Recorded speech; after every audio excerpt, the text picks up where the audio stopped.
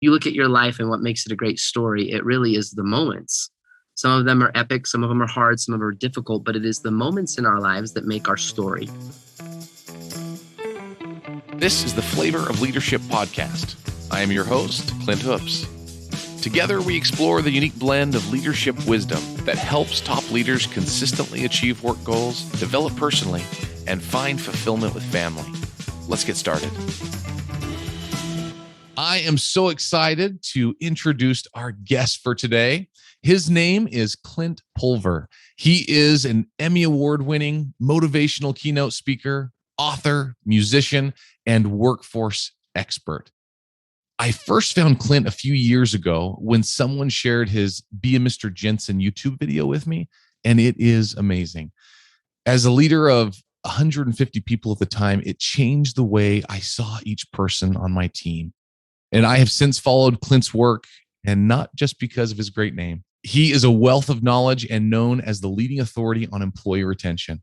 Clint, welcome to the show. Thanks, Clint. You got a great name. It's an honor to be on the show. I love it. I love it. Thank you. I truly do appreciate you being here. I reached out a couple of weeks ago and was excited that we could find a time in your schedule to be on the show. Yeah, no, it's an honor. It's a busy time right now, but it's always fun to jump on with good people doing great things. So it's an honor to be here. Thank you. Well, getting started, I want to be able to have our listeners begin to get to know you a little bit. Can you tell us a little bit about your story? Yeah, a lot of people love the origin story of what I talk about and my performance background a little bit. I was the kid always in school that had a hard time sitting still. I just struggled to focus and pay attention. I would always tap, always be moving. I got called the twitcher. I got called the tapper by the other students. And it wasn't even just the kids that complained. Even the teachers would constantly say, I need you to hold still, stop tapping, sit on your hands, stop moving. And I eventually got sent to the principal's office. Everybody just kind of didn't know what to do with me until I had a teacher one day. His name was Mr. Jensen. And he looked at me as I was tapping in class and he said, listen, I need you to stay after. We're going to have a conversation. And I remember thinking to myself, this is it. I'm getting kicked out of school as a 10-year-old. This is it.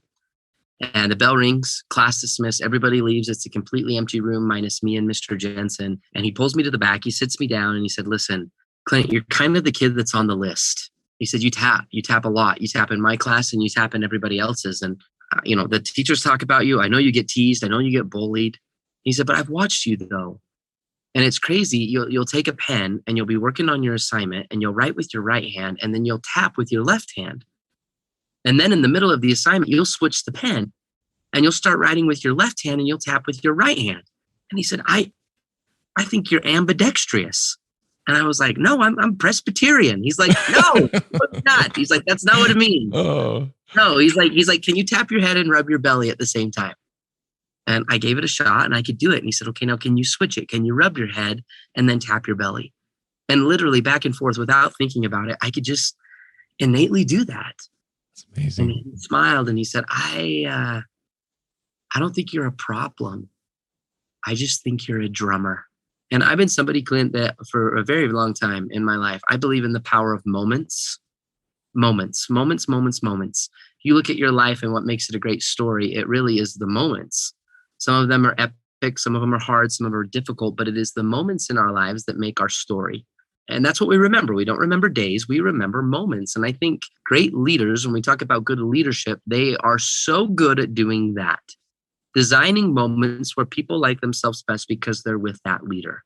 Moments of advocacy, moments of potential, moments of communicating an individual's worth so well that they see it within themselves.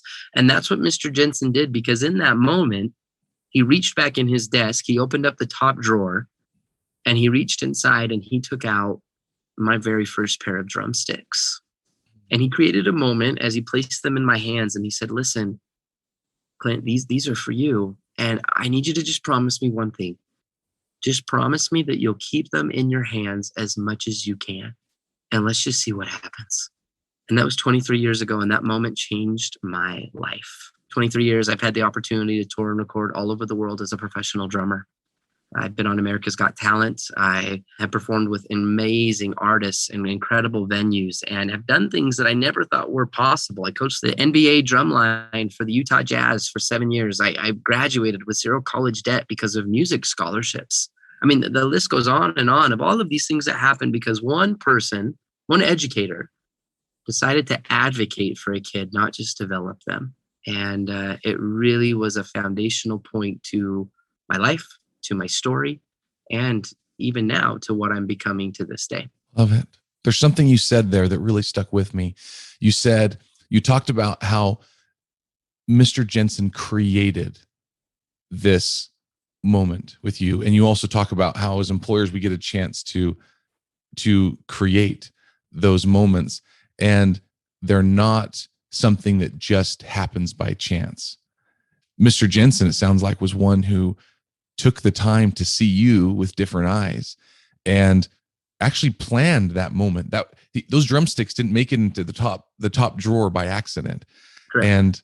And so I love that. I love it was designed. Yeah, it was a designed moment. And I look back on some of the other mentors in my life and the designed moments that they chose to create, where they went out of their way to create something that was not in the routine of leadership, that was not in the routine of their job description. And they went and above and beyond and created significance. They created something that became iconic. And that's why moments are so critical in good leadership. That's amazing. Yeah, I can think of times in my own life when I've had either people like a Mr. Jensen in my life. I have a podcast a few months back that was about a school teacher as well that made a difference in my life in a similar way and changed how I felt about myself and how I saw myself. And I've had leaders in my past that have done the same. And so I think that's why that when I first heard that story, it began to help me see the times in my life where that had happened as well and start to figure out, okay, how can I look a little deeper into my own leadership?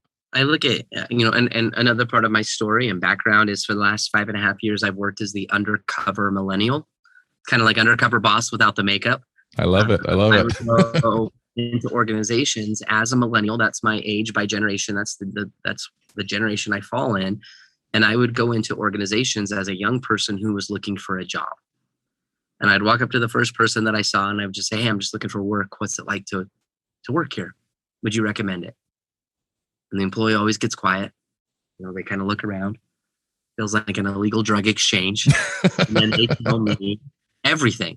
They tell me the good, they tell me the bad, they tell me what's working, what's not working. And because really, I'm not a management survey. I'm not an employee survey. I'm just another potential hire. I'm another fellow possible colleague. And we created an environment where employees could speak their truth. And over the course of this time, we've worked with hundreds of organizations, have interviewed thousands and thousands of employees. And the magic of all of the research was not when an employee was dissatisfied. The magic of the research was when I would go up to an employee and say, hey, what's it like to work here? And they would, without hesitation, say, I love it here. I love it here. I love my boss. Susie, you got to meet Susie. Susie, come here. Or they'd say, our culture, our purpose, what we do, what we breathe, my teammates, my family, like, I love it here. And I'd be like, okay. And then I'd go to the next employee and the next. And they would all say the same things. Why? What were those great leaders doing to create organizations that people never wanted to leave? And so I wrote a book about it. And I titled the book, I Love It Here. How great leaders create organizations that people never want to leave. And I believe it is the most honest and real and authentic data behind how leaders created impact, how they created moments, how they created a workplace where people didn't just survive at work, they actually thrived. And the cool part about it is it's not another leadership book written by a, self-proclaimed leadership expert. I mean, there's so many of those books out in the world. This is a book that's written through the eyes of thousands of employees who knew when their leaders were getting it right. Because something that's really critical, I think, when we talk about leadership, is something that's really important to understand. We talk about moments and how to create those, and those are impactful. Those are the root and the foundation of many things that we remember of good leadership. But the reality too is that the perception of leadership versus the reality of the employee experience is usually different. Most of the time when I go into an organization, I ask the leaders, how are things going? Oh, we're doing good. We're killing it. It's awesome. We're growing. Quarter three's coming in strong.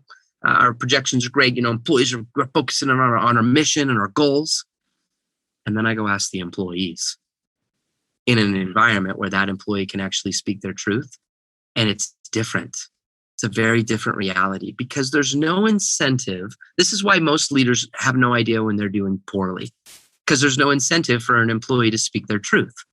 You've been in leadership for a long time, Clint. You understand this. When's the last time an employee came up to you and said, "Hey, Clint, I just need you to know this. I think this could help you. You micromanage everything that we do. Happy Tuesday."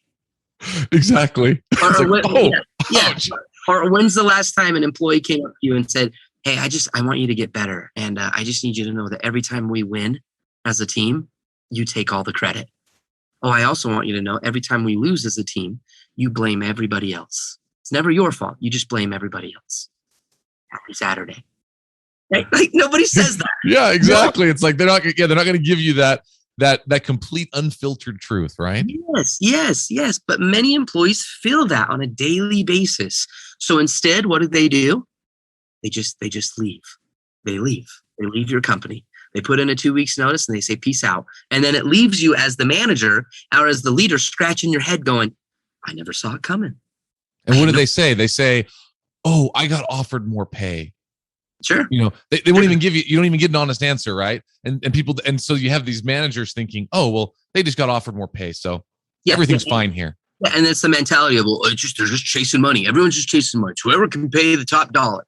And that is so not true. And it's because your perception is so skewed as a leader.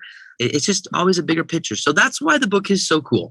That's why the work and focusing on this for the last 5 years of my life has been so filled with passion and, I don't know, a movement to do something different, to do something unique, something that truly could help leaders close that gap. If you could really know what they feel like, if you could know what they're wanting, and if you could create an environment where they would speak their truth, where they actually would tell you if they're struggling, or they could tell you what they wanted. How could we do that? What a world, what a workplace that could be. And so it's been fun to dedicate my life to that a little bit. So fun. Your book, I read it earlier this year, and it was during a time of a lot of change in our business at the time. We were having a big change and everything was going in, and a lot of people were unsettled about different things. And the book really helped me step back and say, okay, I need to look at it differently. People are scared as things start changing and jobs start changing a little bit because of the change in the company direction. And there's a quote that I actually really love that I wanted to share from the book. It says this. You said, "Great mentors can communicate someone's potential and worth so clearly that the person begins to recognize that potential and worth in themselves." And that made me start thinking about, am I one of those people? Am I communicating so clearly that they know their own worth to themselves and also to the company, that even in the midst of change or things that are happening, they still know that that's how we feel about them? And it's such a simple principle, but yet so many organizations profoundly overlook that. When I talked about it in the book, when I say potential, I really am talking about growth. How do we communicate the growth of an individual, that they can grow in this organization, that we want to see them thrive, that we want them to be better humans, not just better employees. And then the worth side is recognition. Making people feel seen, making people feel valued, make them feel worth something. And, those two key components, growth and recognition, man, they are a foundational piece. If you do not communicate that on a daily basis in your organization, those companies are becoming irrelevant. They're finding themselves moving into the solo entrepreneur world, or being okay with the revolving door of turnover and the cost that affects their organization in a way every day. It costs a lot when somebody leaves, or even worse, if they stay and then they mentally check out. So yeah, potential and worth, very key. I love that.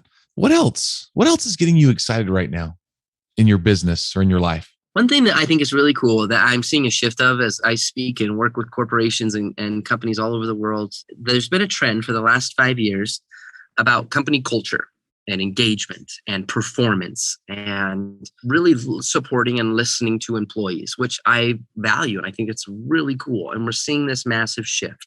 I think in the next 5 years, we will see a shift that I think is exciting that focuses a little bit more on the leader and how the leader can create boundaries. How do leaders give themselves more time? How do leaders manage stress? How do leaders create not the to-do list, but the to-don't list? How do we focus on what, not so much what a leader is, but what a leader is not? I think time affluence, that's what I'm excited about. How can we create leaders that have more of it, more time? Yeah. More time to think. Yeah. More time to do everything, right? I think that sometimes we get so busy, and this is a big thing right now. We get so busy and we have so many distractions. That's a common theme. Everyone knows that. All we have to do is just put our hand by our pocket for a minute. We fill our phone and know we are living in a world of distraction. And I love what you're saying. Give leaders a chance to just think. That's where the best ideas and the best opportunities and best improvements can happen, I think. Yeah. People ask all the time, they're like, Clint, you travel so much. You're on an airplane so much. Like, how do you do that? Like, oh, that would just be horrible. I always kindly say, well, first off, it's not always ideal being away from my family. That there is a difficult part to that. When I'm home, which is great. And yes, when I'm gone, I am gone. But that airplane at 30,000 feet in the sky, that has become my flying university. That has been the place that I don't enroll in text messages on the plane. I don't connect to internet. I literally deplug.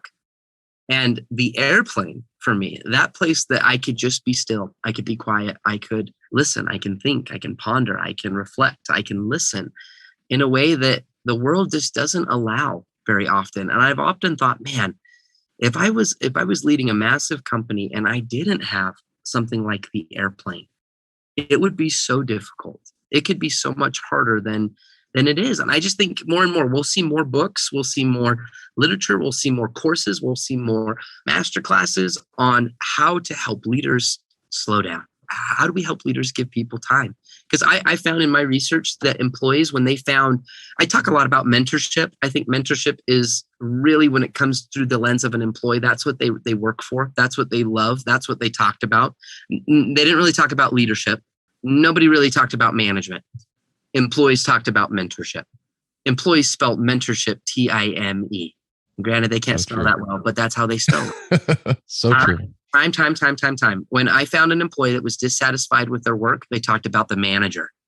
When I found an employee that loved their job, they talked about the manager. And when I asked why, they shared moments that mentor gave them time. That manager, that leader, whatever title that person had, they figured out in some way, shape, or form to say no to a few things so that they could say yes to that individual. They could give them more time affluence. How do we do that and learn how to do that better in leadership? And I wrote a whole chapter about it in the book, how to keep it simple, how to keep the main thing. Cut our meetings down, cut our vision statements down, cut your time that you spend online or social media, cut that down. Just boundaries. How do we keep it more simple? So that's really what's getting me excited. And I think it's a trend that we're going to see more and more of as we move into the future within leadership. I love that. I know a lot of leaders and a lot of people that are listening right now are people that are probably struggling with that very thing you talked about. They're having their employees are tapping at their door every few minutes. They're, coming and asking for things. They're coming and needing help. They're coming, and some leaders may feel overwhelmed by the amount of requests that are coming from their employees. Is there any part of giving these leaders more time that helps them use the time that they have more wisely? Or are there other places where they need to change just their structure of how they're doing things Yeah, I think it's a combination of a lot of those things. It's hard to kind of give a one size fits all approach because every leader's agenda is a little bit different. Everybody's construct in which they're working within is a little bit different. Some people are bogged down by emails and contracts and client deadlines and things that they've got to get off, or they're running meetings, or they're on Zoom calls nonstop. Others are struggling with the influx of all of the employees that need them for this or that. Sometimes it's customer inquiries. I mean, the case in point is, again, it's we're busy. And so I think that creating a parameter of what's the most important thing? What do you stand for? What is it that you're trying to achieve? And then how many things within your day actually support that? And it's easy for a leader to justify and go, well, everything. Yes, exactly. Well, I'm in charge of the whole place. So of course it's everything. Yep. And I found that for the most part, again, good leaders, they know what they need to do, but the great leaders know what they need to stop doing. You need to have a real conversation with yourself. I saw it with the leaders that we interviewed, and then we found in those significant organizations where employees were thriving, those leaders had created boundaries and understood the power of delegation and looking at a schedule and going, okay, that doesn't add to the main thing, but I need to get it done. So who else can help me do that? Because I've got to give my time to this. I've already committed to this. We had other managers that did literally create a to-don't list. They said, okay, from 3 to 5, their executive secretary or their support team or whoever it was that they were working with blocked out their schedule, and that was set aside for connecting with employees. They put boundaries in place that in the morning, instead of waking up, the first thing they do is check the emails. They've got another boundary in place that says, no, I'm making 3 phone calls to this individual, or we're not holding meetings anymore on Fridays, or we're going to look at all of the current meetings that we have, and we're going to figure out how do we cut those down, and can they be consolidated? Can we bring all of these meetings, and instead of doing 5 of them a week, can we do only 3? Like, just making a conscious effort. I also found those great leaders had coaches. Great mentors were always being mentored. They had somebody else in their life that had done it better than they did, or was doing it better than they were doing it. And they did whatever it took to hang out with astonishing leaders that were figuring it out. And so I think it's a combination of a lot of stuff. It's taking inventory of where you're at, what's not working, and then finding someone that's doing that really well, and then just creating the boundaries, and then having someone to help you stay accountable to doing that. It's a process. There's no like one silver bullet on how to accomplish this. I think it's like a culmination of a lot of things. But the point is, be aware of it and take a step to do that more, because if you don't, you're going to burn out. We spend so much time expecting the time of others, expecting the commitment of others, the energy of others. And when you're so burnt out as a leader because you can't give any time, how do you even fathom demanding that of others when you don't do it yourself? So consider it. Go down that process. Think about it. Walk down that path, because it's worth it. I love it. Yeah, that's the only way we're going to create those moments we talk about. Yeah. Those moments won't come, unless you create the time. Well, Clint, I sure appreciate you being on the show here today. I love your philosophy. I love your book, and I love so many of these things. But I would love if you would leave one top action step for my listeners today. What's one thing you would have them act and do today? One thing that's really key to understand right now is we're still in the midst of the pandemic and COVID, and there's a real fight for talent right now. During COVID, we did undercover research with 48 different organizations, and employees right now really currently still have 2 things on their minds. Number one, they remember how they were treated during the pandemic and how they're currently still being treated during the chaos. I saw some pretty horrific things that leaders did. I also saw some really beautiful things that leaders did. Point is, they remember. They remember. And second, all employees have had time to think. They've had time to really think. A lot of organizations, the routine or the duties and the responsibilities of the job that once were are no longer there. Most employees are thinking, my goodness, does my job today look the same as it did in 2019? And most employees say no. And most employees, their pay hasn't changed. The responsibilities have grown. The demands have grown. The stress has increased. The workplace has changed. People have had time to think, and they're thinking, is this really where I want to be? And for the first time ever in history, for the most part, people are realizing, my goodness, I can live in Colorado and work in New York City 3 days a week, make 3 times as much, and work whenever I want. Like that's a real thing. And people are realizing that. And it's shaking up the economy right now. And employers are worried and they're nervous. And as we're getting back to normal, people are like, okay, we just furloughed everybody. We laid off half of our staff. Now we got to get everybody back. Now we got to build up confidence. We've got to build up this culture that COVID destroyed. And my challenge right now, if you're a leader that's maybe in this position, you're feeling this, you're experiencing this, one thing that we've seen that great leaders have done, and they do it consistently, is they check an employee's status regularly. Again, the perception of leadership versus the reality of an employee's experience is usually different. The reason is because the leader doesn't understand the status of the employee, and vice versa sometimes. So I would recommend a status interview. If you're listening to this, I would challenge you to think of 2 employees in your organization that are your rock star employees. Who are the individuals in your workplace that if they left tomorrow, if they came and handed you a 2-week notice and said, I just found a better opportunity, it would put your business in a hard spot.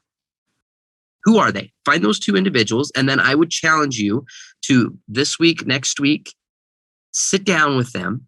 You could go on a walk. You could do it over Zoom. You could do it over a phone call and start a conversation that begins with vocal praise.